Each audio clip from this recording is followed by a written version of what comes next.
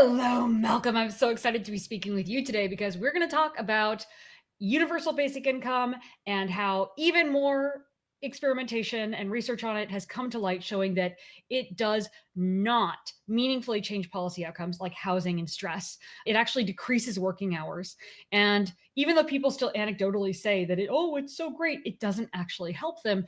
And this that we're going to be covering is coming from someone who really wants universal basic income and cash handouts to work, or cash transfers as they would probably put it.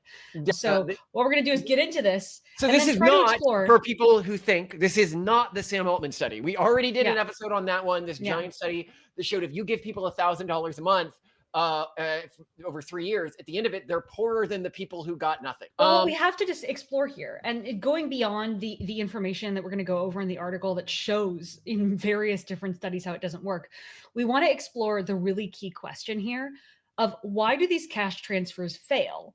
But it's super clear in the data that earning more correlates with better outcomes. So that's the other thing that we're before really we going get to into that, I think it's very important that we frame for people why this is an important conversation right now, and why it is such an existential threat to humanity. Yes, UBI, an existential threat.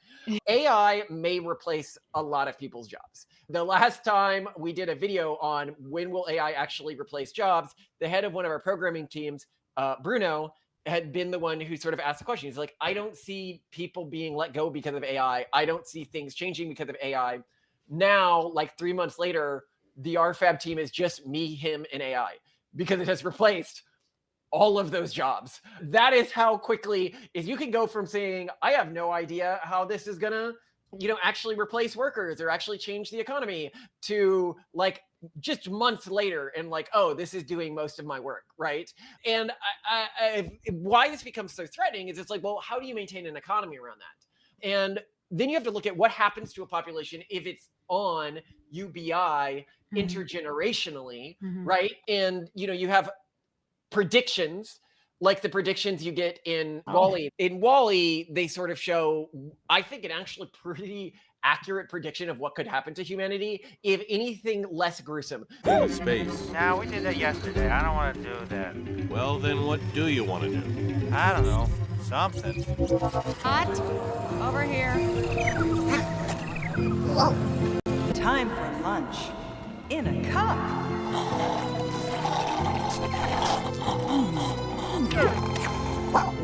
Feel attention, Axiom shoppers. Try blue. It's the new red. Ooh.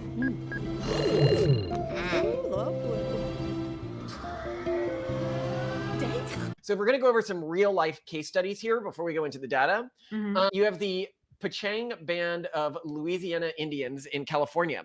Despite operating one of the largest, most profitable casinos in the US, Pachanga Resort Casino, generating over $1 billion annually and distributing substantial per capita payments up to $20,000 per member monthly in peak years. Okay. The tribe reported a staggering 91% unemployment rate, with the unemployed individuals often living below the poverty line.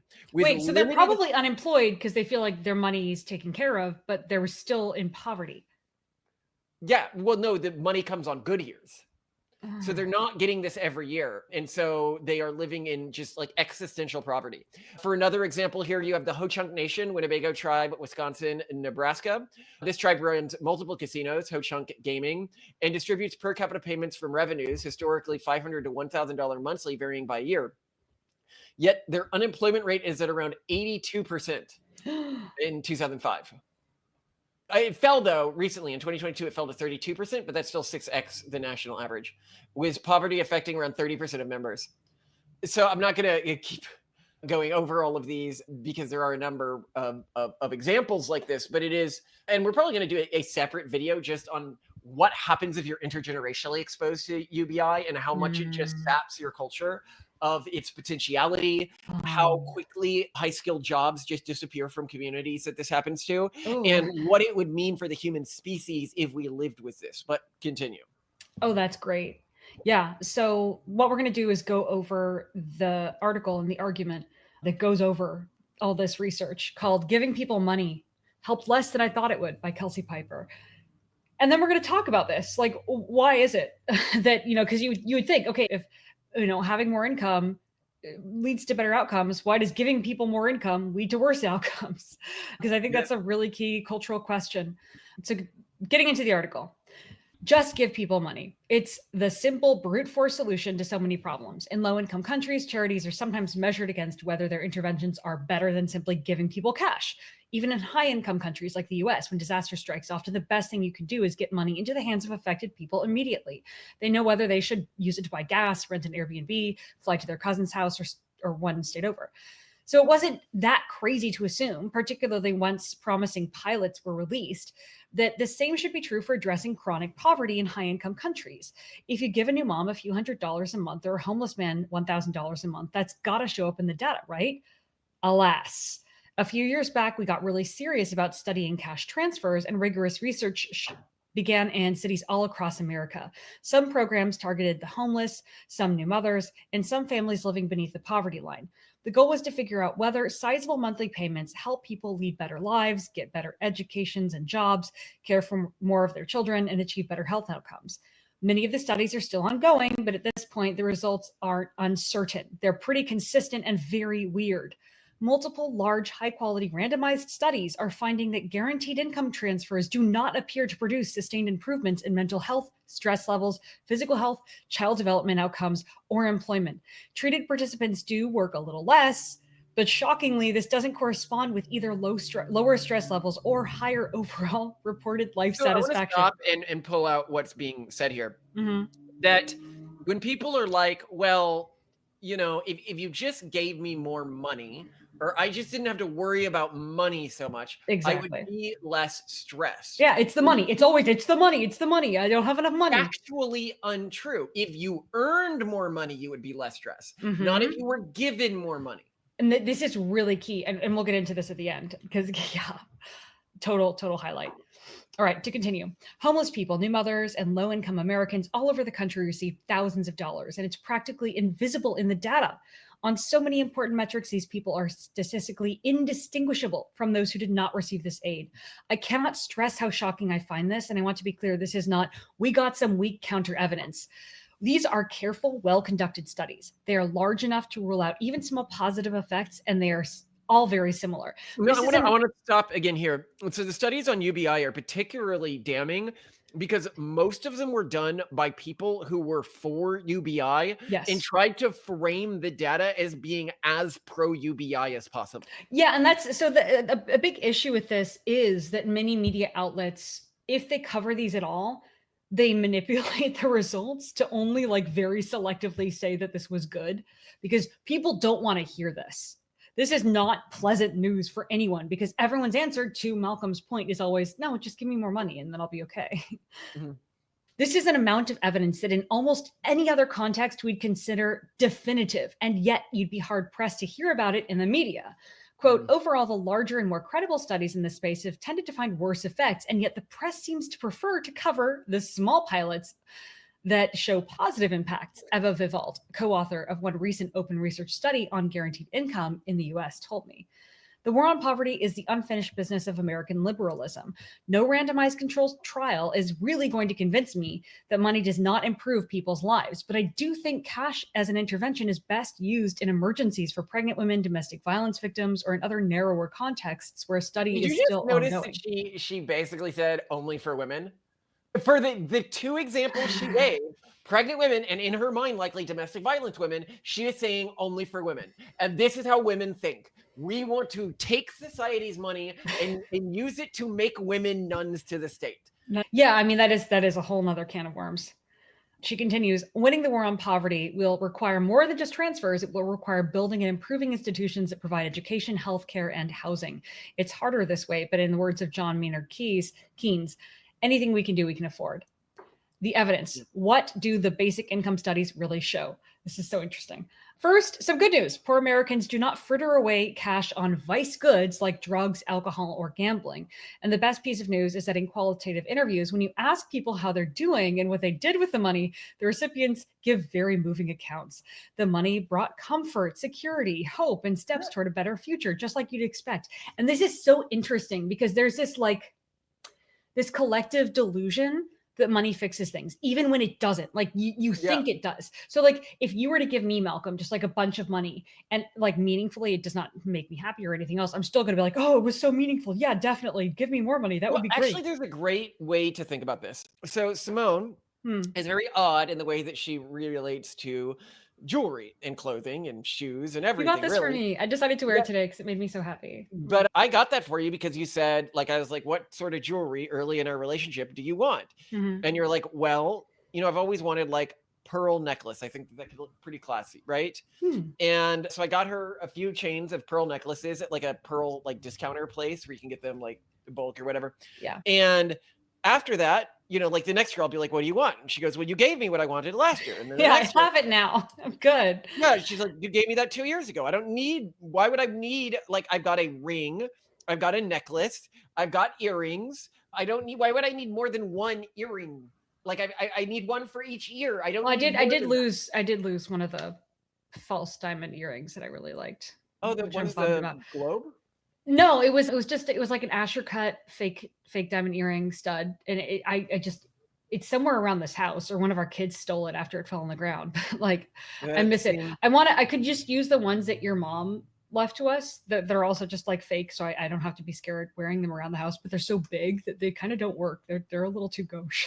But the problem is the way that you relate to jewels is, well, I need a pair of shoes like for like these 3 occasions. So you've got like boots, like nice shoes, and like another pair of boots for wearing outside, but not anything more than that. And it's the same with your outfits. Like how many of these outfits do you have? Like 4? Yeah, enough to be able to have something to wear when the inevitable urine or vomit. That's from our children. Like, oh yeah, I mean, you should see my apron now. It's covered in like bread dough and stuff. Waffle. But anyway, the point being is that if you I'm happy with what I have. I don't need more. If I got you a bunch of stuff, jewels or an outfit, you would look at me and say, like, this is just a burden at this point. Like, this is just stressful at this point, right? Yeah, where am I going to put it all? And this is but you would still act like, especially if you're a normal person, because I don't think anyone else actually gets additional happiness from more shoes or more jewelry or more anything like that. But they do get in the moment appreciation. Sure, absolutely. The emotional maturity that you have to understand that actually their life has gotten worse, because now they have more fancy stuff they need to care for. More liabilities. Yeah. And they feel bad about having this stuff. Yeah. And I mean, most of these studies are looking at people with much more limited means. And the good news, like she said, is they're not spending this money on drugs and jewelry. Like they are actually spending on stuff they need. But even so, it's not meaningful to make them happy. So to continue what Kelsey Piper's writing, but if you're hoping that monthly transfers of a few $100 to $1,000 could transform the war on poverty, then I think the results are fairly clear that at this point, cash isn't king. The gold standard for guaranteed income experiment goes something like this. Researchers recruit a large population, thousands of people, often across multiple cities, and split them into experimental and control groups. Sometimes a control group gets a smaller sum of money, $20 or $50 a month, rather than getting nothing. Researchers arrange to protect other benefits so that no one loses eligibility for Medicaid, Supplemental Nutrition Assistance Program, or SNAP, or other programs, because losing eligibility for other benefits would make it much harder to usefully test the effects of cash. Well-designed studies typically pre-register what they'll study, so they can't p-hack their way into the results after the fact. The team behind Baby's First Years, one study of a guaranteed income program for new mothers with an emphasis on the effects it would have on new mothers and child development, gave their control group $20 per month and their experimental group $333 per month. They recruited low-income mothers at the hospitals where they gave birth, running the study in Omaha, Nebraska, New York, New Orleans, and the Twin Cities. The experimental group had more money, as you would expect, and worked a little less, but it's probably good if mothers of young babies can cut back on hours slightly. They also spent slightly more money on stuff for their kids. But there was not much else. The cash transfers did not improve maternal health outcomes or child health outcomes. They had no effects on stress, depression, body mass index, or how often children get sick or the children's overall health. They did not improve mothers' self-reported relationship quality or measures of psychological distress. There was no effect on child development. So basically, like, the kids now have more junk. There's like more plastic stuff sitting around. It's sitting around their house. That's it. Yeah. I was very surprised. We were all very surprised. UC Irvine economist Greg Duncan, one of the study authors, told the New York Times, the money did not make a difference, but maybe it just takes a lot more cash. Quote, $333 in a time of inflation, a historic pandemic, that's just not going to go very far, end quote. Amy Castro, faculty director of the University of Pennsylvania Center for Guaranteed Income Research, observed to me. On some level, she has to be right. As an area gets richer, people's life outcomes get systematically better. But it matters quite a lot how much money it takes to see meaningful improvements. We would disagree with, and the data would disagree with, it's as they get richer because they're making their own money, not the money itself that is improving the area. Exactly. And as we have seen, this study would go against the Sam Altman study that showed that they had less money when they were given money. And that was when they were given a lot more than the 300, you know. And I think that's the problem, is that when you get to a higher amount, and she goes into higher amount studies, so we're going to get into more higher amount studies, but I think once you get more and more, then you start to actually scale back your life in a very damaging way, kind of expecting that larger money. Like $333, you're not going to meaningfully start to depend on that, you know, especially in this time of inflation with a new baby. But yeah, so to continue, a Compton, California RCT tried $500 per month for 2 years. They found no significant effects on the transfers on labor supply, assets, psychological well-being, financial security, or food security. Like, what else are you going to care about? The biggest effect they found was on other income sources. The groups receiving transfers worked fewer hours and got paid less than people in the control group. The lost non-transfer of income averaged $333 a month. That, to me, like, if I were reading that, I'd be like, oh my God, I've just damaged these people's lives. Like, when they go off this dole, they're less set up. Like, their recurring self-reliant income stream is damaged because of what I did with my study. Like, I can't believe that people aren't not just perturbed by their results, but embarrassed and concerned about the harm they've done. The harm that they've done. Yeah, absolutely. Yeah. And that they don't accept that this is what's happened. And this is how you know these results are so accurate. Yes. Because the very people running the study are like, it must have been an anomaly, you know. Well, and as Kelsey Piper puts it in the article, she writes literally after that, now I think the working poor having more free time is a good outcome. She's not like putting two and two together, that like, you're damaging these families. Yeah. And this is a problem with socialism, communism, everything like that more broadly, is that the more that we, you know, you take from productive individuals and give it to non-productive individuals through whatever means, the more you destroy the psychology and lives of those non-productive individuals. As I think any of us have seen of individuals once they start living on Social Security. I mean, this isn't just in this. I have seen this within my own life. When somebody starts living on Social Security, they begin to basically descend into madness. Yeah, 100%. She continues, except the participants were asked to rate their own psychological well-being and nothing changed. Okay, well, let's double it. The Open Research Unconditional Income Study tried $1,000 per month for 3 years, while the control group got $50 per month. They found the participants worked less, but nothing else improved. Not their health, not their sleep, not their jobs, not their education, and not even time spent with their children. They did experience a reduction in stress at the start of the study, but it quickly went away. Because of course it did. I was surprised at how little we found that looked great, Sarah Miller, one of the study authors, told me. I want to pause for a moment and note how weird this is. Most studies on the relationship between income and well-being in the US find that increases in income predict increases in well-being. This is the key crux that we need to discuss here, like from a policy standpoint. She continues, research from the Earned Income Tax Expansion in 1993 found that the extra cash improved stress and maternal health. Direct cash payments not making people better off is a surprising finding. And while babies' first years and Compton are relatively small sums of money, open research is larger. None of the researchers I spoke with believe that giving people money actually makes them no better off. Okay, so also like none of these researchers, despite the evidence being presented to them, are willing to accept this. And I'd also point out that this is why, you know, if you're a white supremacist, you need to support reparations. There is nothing you could do that would do more permanent damage to the American Black community than reparations. No, but that's worse. That's not even being a white supremacist. That's being I want to hurt Black people person. Right. Yeah, no, all of these people who are pushing for this, it would just destroy these communities. Yeah, we should call them like Black extinctionists, because that's what this would do. This would Native Americanize Black populations subject to this, to your point earlier, citing how income. And I point out, by the way, transfers. some native tribes have made this work, and we'll talk about the ones that have made it work and the ones that haven't. The core difference for the ones that have made it work is they make the money conditional on things like education and grades, etc. Nice. Okay. Yeah. I can't believe that more income is worse, Miller told me. That would mean that recessions are good. We know their consumption went up. A lot of times that's fundamental measure of well-being. Ha ha ha ha.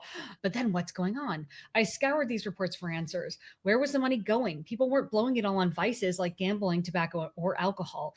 It is generally proportionate to overall spending. So lots on housing and transportation, some on food and childcare. The Compton study found that people paid down their debt some. There's no obvious single pain point for these families. Maybe this isn't as confusing as it initially feels. If you gave me an extra 10% of my income to spend, it would absolutely make me better off, just not necessarily in ways you could measure.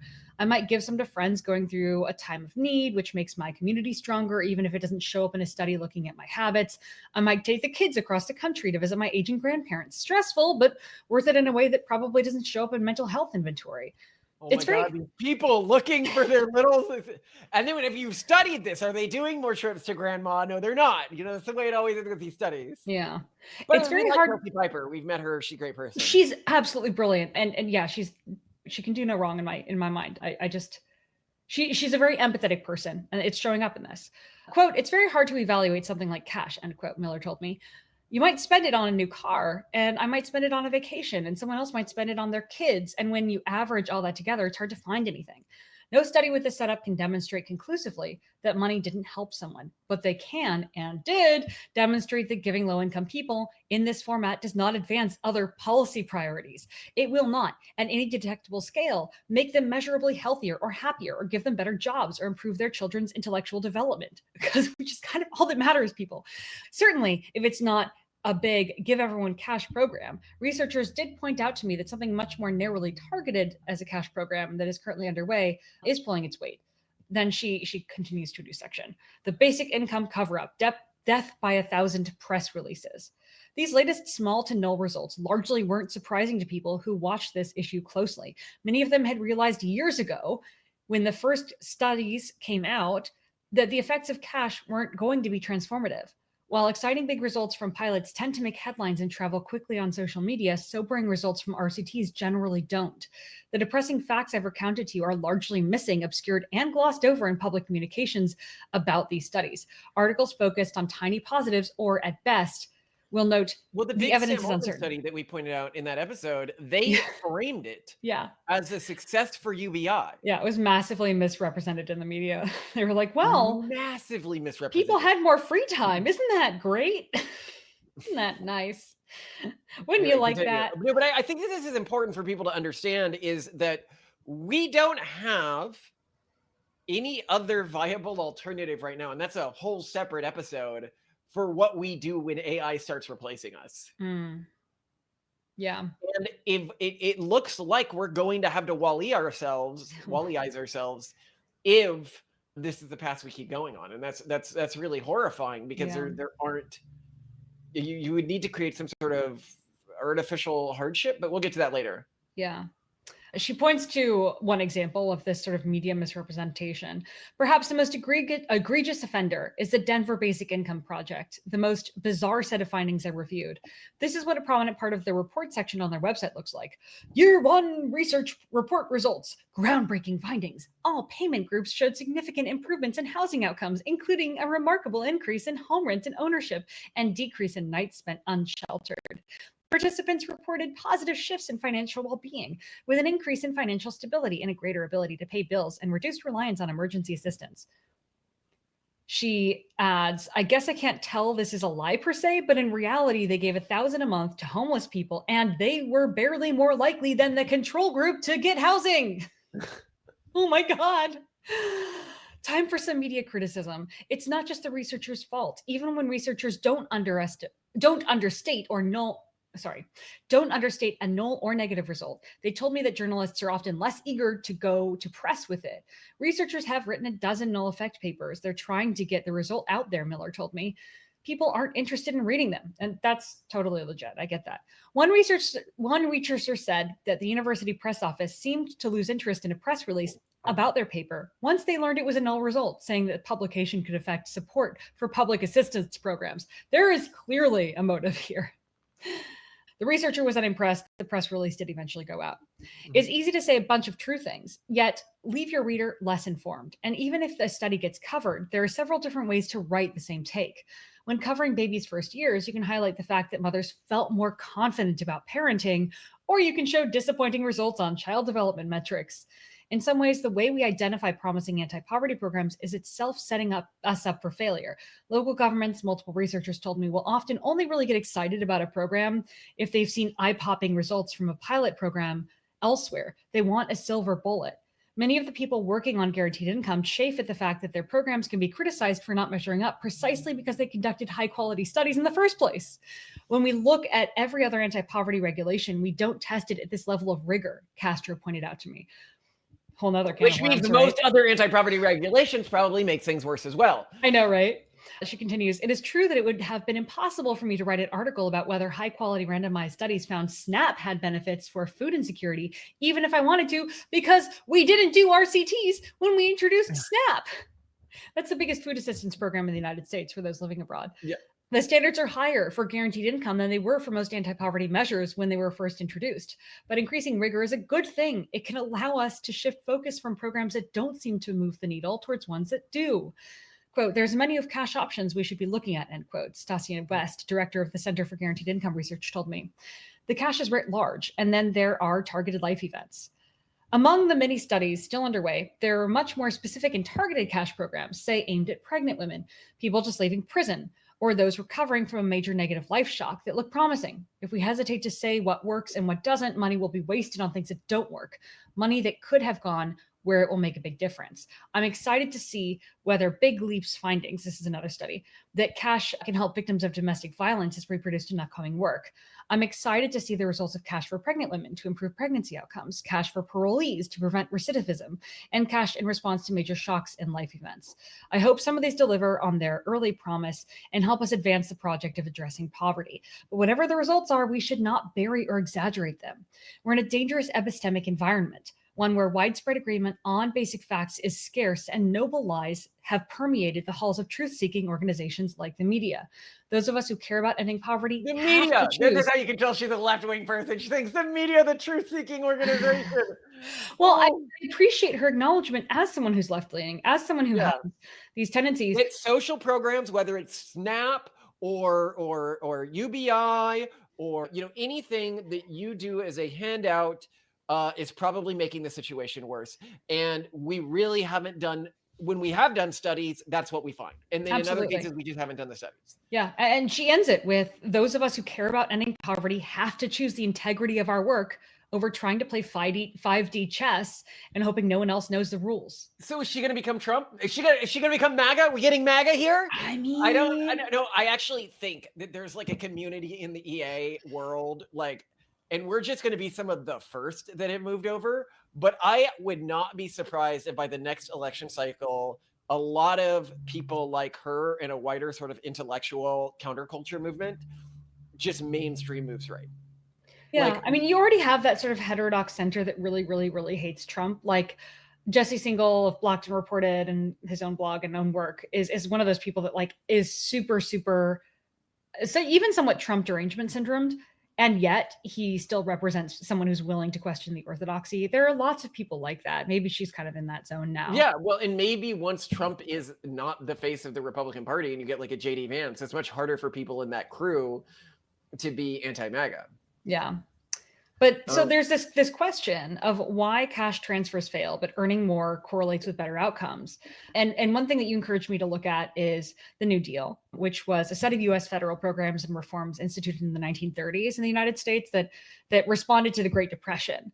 And they primarily did this. It was kind of a big program. So it was jobs, it was financial relief, it was new regulatory systems. Millions of people were involved with this. Although really, recovery didn't go all the way until World War II. But there were some programs within the New Deal, which long-term studies have shown were very impactful. So specifically, there was this one youth employment program, the largest employment program of its time, the Civilian Conservation Corps, the CCC, which saw sustainably improved outcomes, including higher lifetime earnings, better health, and lower disability rates, which is huge. Because here's this program that existed in the US that provided employment to youth that forced them to work. Well, yeah, but after it didn't force them to work. After it ended, it had sustained impact. So lifetime earnings. Wait, it didn't force them to work? Yeah, it wasn't forced work. It was a job opportunity for you. No, that's what I mean. You have to work for the money. Yeah, yes. Oh, yes. You don't get the money if you don't work. Yes, but it wasn't like a labor camp. No, it wasn't a the gulag. point is that if you give money to people for no work, you make their lives worse. Yes. So I just want to go over the findings for this because they were so shocking to me. Lifetime earnings were 5 to 10% higher than those for similar peers who did not participate. Those with longer CCC service experienced improved height, health status, and longevity, and they lived about a year longer on average. They had lower stress and disability, with CCC alumni claiming disability benefits 0.4 years later in life. They had 10% lower rates of Social Security disability insurance claims, which is huge for the government. Like, talk about ROI. They had higher geographic mobility and educational attainment among those exposed to work relief in childhood. And their midlife income and cognition were much better than those who did not participate in these programs. So their health was, like, in terms of all the things Kelsey Piper was looking for, right? She's like, is their psychological well-being better? Is their earning better? Is their education better? Like, the, policy outcomes, as she put them in her article. Mm-hmm. The CCC did that. Why are people not looking at that? Why are people not looking at putting people to work? Why is this just give people money? Don't, it's antithetical to their world perspective. They do not want to work. So I will point out just one little caveat that I tried to find evidence of other work programs, like in India, in other countries, in Europe, et cetera, China, where that had such lasting impacts as the Civilian Conservation Corps. Many of them are more targeted, like, oh, this is for vulnerable people, it's only for this little period of time. Pretty much all of them had the kinds of outcomes that she had hoped for during the treatment periods of the studies that she looked at. So, like, lower stress, better financial security, better feelings of empowerment, et cetera.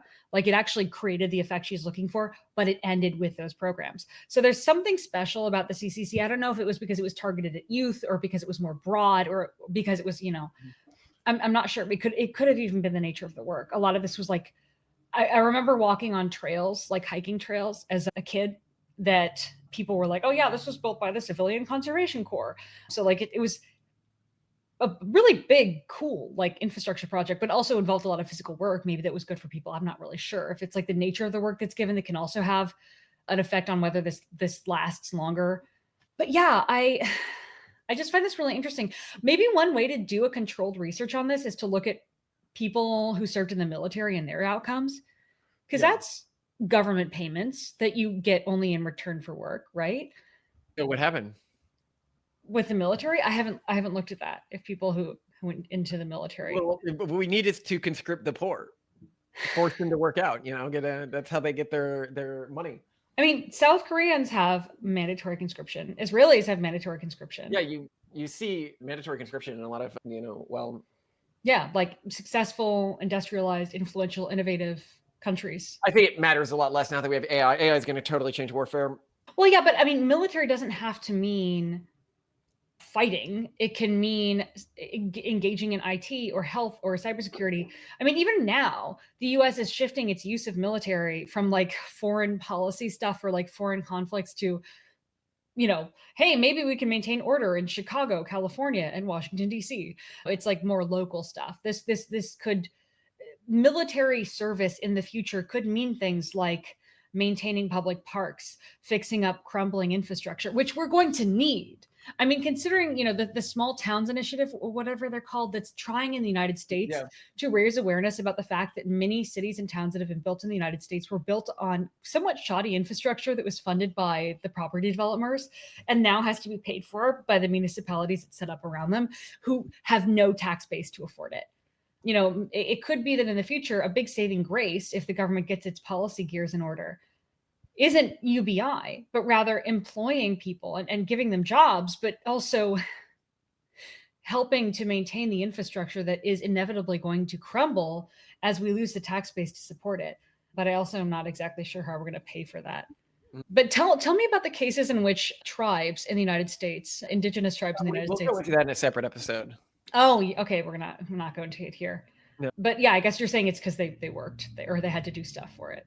Yeah, they have to do stuff for it. You cannot give people it psychologically destroys people. Reparations. Well, that's when you look at mental health, right? And one of the biggest things is like within workplace jobs. Mm-hmm. What are the jobs where people are really stressed out and miserable, or they have really poor mental health? And what are the jobs where people are in a really good position? When you feel like you don't have control or you don't have ownership of your work, your mental health is really crappy.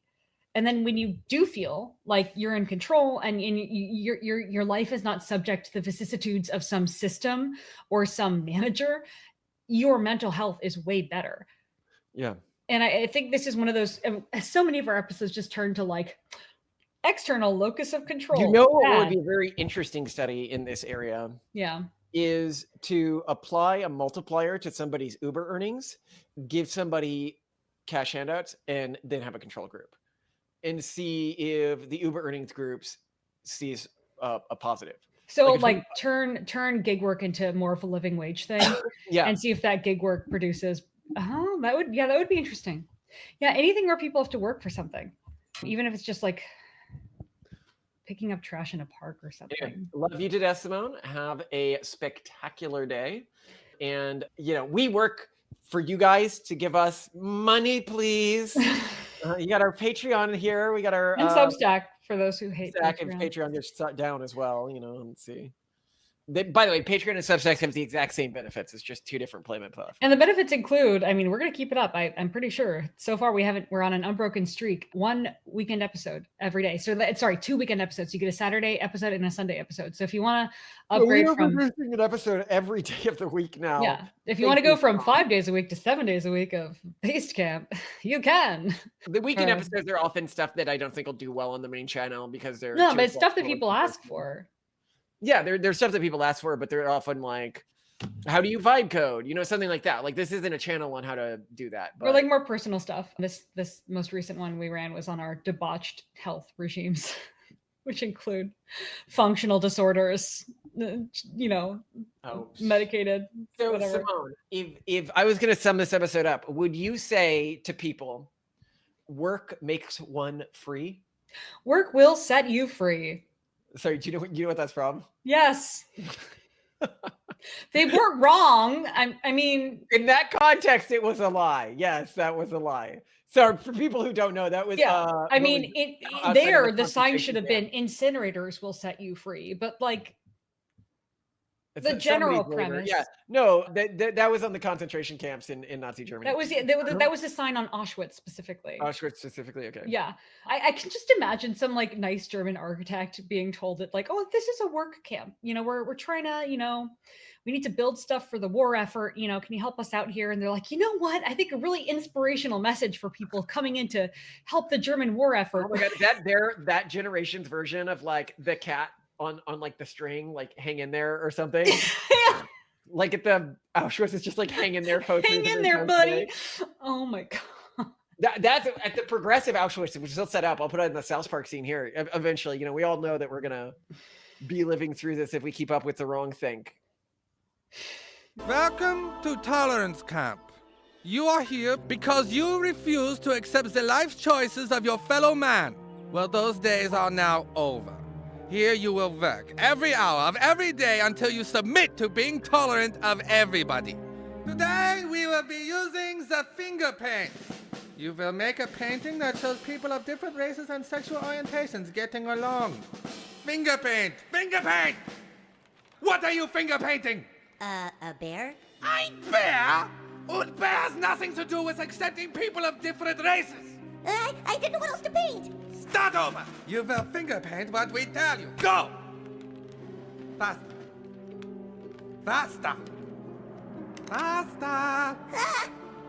Faster! Are you done? What is it? What have you done? People of all colors and creeds holding hands beneath a rainbow. Good! We are making the prisoners make macaroni pictures that illustrate diversity in the workplace. Excellent. Go! God. Anyway, love you. Oh, the one where they drew pictures or something? Yeah. God. All right. Okay. So, Simone, for the next episode, I had an alternate one we can do that I think might do better, which is on how mixing races became racist. Oh, like mixed race marriages? Yeah. Okay, sure. Yeah, I have the other one ready to go. So the comments on today's episode, they enjoyed it. It was on. What surprised me was the number of people. What was it on? You do this part. Explain. Oh, so today, the episode that we ran today, as we're recording, was on Jimmy Kimmel. What surprised me the most was the number of people who were like, "No, y'all are wrong about Sandy Hook. That was a false flag attack." And wait, we have an audience that believes Sandy Hook was a false flag attack? At least 3 people that I saw. So this is okay. No, with the Jimmy Kimmel thing, I mean, we could maybe do a deep dive into whether Sandy Hook was a false flag attack. That could be a fun episode one day. Note, we will not be doing this episode because I spent some time looking into it, and the evidence that it is a false flag attack is so laughably bad that there isn't really much to go into. It's stuff like just not understanding humaning. Like they'll be like, oh, somebody was laughing when they were having an emotional breakdown because their child was recently killed. It's like, yeah, that's normal human behavior to be completely emotionally unhinged when your kids are killed. Like, I don't. Yeah, I think it just shows most of the info, or it's like, oh, this showed that there were no deaths of this type in this region at this time. And it's like, yeah, but here's where the form was actually filed, and you can just trace the paper trail and see that the deaths were recorded here. And so it's just like over and over again stuff like that, or like, oh, this website's timestamp shows this, and it's like, well, that was improperly captured. You can look right here. It's very easy to find sort of mistakes in terms of research, and not deeper sort of, because there are some areas where I dive into conspiracy theories. You can look at any of my conspiracy theory videos where I'm willing to consider conspiracy theories if I think that they're interesting. And this would have been an interesting one if it had had any sort of weight to it. Yeah. Someone else suggested an episode that I thought would be fun, which is on what we think the future of organized crime is going to be. Ooh, very interesting. Yeah. Very interesting indeed. So that was they're already seeing like sort of like, like 10,000 songs a day on like Spotify or whatever. Like, can you spam organized crime with AI? Because there's going to be crime AI. Oh, AI based crime. No, they're already doing that. That's already happening with spoofed calls. So, they used to have these, like honeypot based, and they still do, like people who are basically in slavery conditions doing these honeypot calls. But I think a lot of that's just going to be AI based in the future. But yeah, it's Grandma was robbed by AI. It's also her like, AI lover. Her AI lover. Yeah. So that's interesting. The other thing, because I've actually been thinking more about the Jimmy Kimmel thing, and it's just so weird.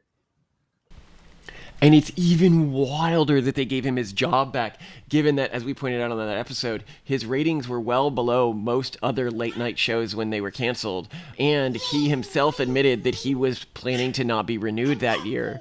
So, and the thing that got him fired wasn't even lying on air. It was refusing to apologize for it. And he's still refusing to apologize for it. And when I go on left-wing forums to just find out how they're justifying this to themselves, the way that they're justifying it is by saying, well, he said that the right is using this for political purposes.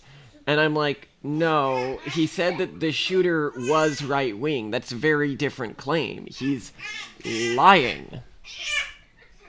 And he won't even apologize for lying about somebody who was just shot. Again, I see very little difference between what he did and Alex Jones with Sandy Hook. And I will note that his goal is exactly the same as what Alex Jones's goal was, which was to prevent a public conversation that an event would otherwise trigger. In Alex Jones's case, it was around shootings. In this case, it was around somebody being killed for free speech. And he doesn't want that conversation to happen or his audience to have questions around that conversation. Note here for the people to be like, the one way that what Alex Jones did was worse is that he targeted families in the way he told the lie, and the way what Jimmy Kimmel did was worse is he didn't even give an explanation as to why he was lying. Like, at least Alex Jones was like, here is why I think this. He was just like, this factual inaccuracy is a truth. Accept it because I told you so. There is any freak out about it at all. That like somebody who a core part of their job is newscasting for a private company Well, okay, a lot of people also pointed out in the comments, many people, this guy is not a newscaster, he's a comedian. He is a newscaster, Simone. I am sorry. They disagree. The vast majority of people. So if you look at, whether it's Jon Stewart or Stephen Colbert or his show, I would argue that if you're talking about his average viewer, he is the primary source of news for them. That's the thing, is that both can be true. And now what's seen as like the primary source of news for a lot of people is like online commentators who primarily are also comedians and entertainers. And there's why would you not? I used to get most of my news from like The Daily Show and no, but this is the thing as well. Why would you intentionally, other than just because you're trying to be old timey or whatever, make the news boring? Right? Like you have a choice in how you relate information to people. You can either resist telling jokes when opportunities arise, or make it funny and engaging. The fact that you are not an idiot about how you deliver educational content to people, i.e. you make it entertaining, doesn't make you not an educator, doesn't make you not an anchor. But the point I'm making here is that's his core job, is telling people what's true and what's not true. And he lies, and he works for a private company, and the private company decides to fire him while he also has desperately low ratings that are, as we pointed out in the episode, much lower than the ratings that most of the other shows that are equivalent to his were canceled under. And he himself said he expected the show to not be renewed. Like, it's just like, why have a freak out about this? Like, why would they're like, oh, Disney should have gone to bat for him. It's like Disney is probably losing money on his show, like on an episode per episode basis at this point, if you look at the numbers. Yeah. And given that his show was put back on, it's almost like what we're being shown is you cannot be fired if you're progressive enough from some companies, no matter how badly you perform. If you support the narrative, you get to stay. So why would they like this? There's this weird world that people are living in where they think that basically, I mean, the answer is obvious.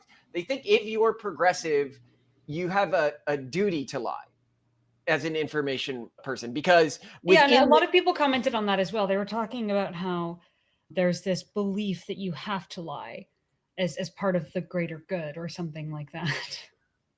Yeah. Oh, and this is why when everyone is like the Tower, the nice race in Warcraft, I'm like, no, the Tower, like the most evil race. Well, maybe not the most evil. There's some pretty evil races, but was that you who referenced them in the comments, or did someone else? Because I was like, who are the Tau? I don't know how to respond to this. Anyway, did somebody say that in the comments? Yes, someone referred to the Tau, so they get it. Well, if you're talking about the greater good, you're going to get people referencing the Tau. Simone, go on. Oh, well, sorry, I'm not read in at all. But all right. No, the point I was making is I began to realize that they sort of have a duty to not pop the bubble, pop their like information sphere where everything is good and their site only does good. And there really isn't an interest in what's true at all. And if anything, if he had told the truth, that would have been a greater violation than the way that he handled the information, right? Well, a lot of people also wanted to point out, because we didn't know this at the time of recording, that he was suspended or / fired, not specifically, only for having misrepresented reality and said that Tyler Robinson was MAGA, but because he was asked by ABC to publicly apologize for that misrepresentation, and he refused to. And then that is when he was fired. That's a very good reason to be pulled. And a lot of people chimed in to say that. My argument is there's just absolutely no reason why he would ever do that, because he already knew he was going to be canceled. He knows he needs to line up a new audience, and that new audience is only going to be his ultra progressive base, which is all that's left for him now. And if he were to backpedal on that, he would alienate the only source of income he has coming in the future. So of course he didn't do it. It would be crazy. Well, I mean, some of these people, they've gone, I can't remember. What is it, like Hall or something, Arsenio Hall or something? I can't remember. There was some black late night show host that like I had heard about. So I tried to find it because a few fell into this category: Arsenio Hall, D.L. Hughley, and Travis Smiley. But I can't find the exact channel. I seem to remember it was Arsenio Hall, but now I can't find his channel. But if you go to something like the Travis Smiley channel, they'll be getting like, 2.7, 7.6K views per video. And I'll try to find his thing again. And he started a YouTube, and he gets like around what we get per video. which I was really shocked of. So, Oh, yeah, that you sent me a audience may link to not his be as channel. on lock as you think, Simone. Oh, well. I mean, of course, we're growing regularly. Like, we're probably twice as big as we were this time last year, 3 times as big. And people are helping us. One person commented that they gave us all their hype points, which is something that YouTube is now releasing to help viewers help new channels that they think are that's really meritorious. sweet, That was guys. really nice of them. So thank you. So anyway, let's get into it though. Right. We have a lot to cover. You ready? Yeah. Is that it? You're leading this one, right? Yeah. Okay. So you ready? I can start? Yeah, you can start. Good.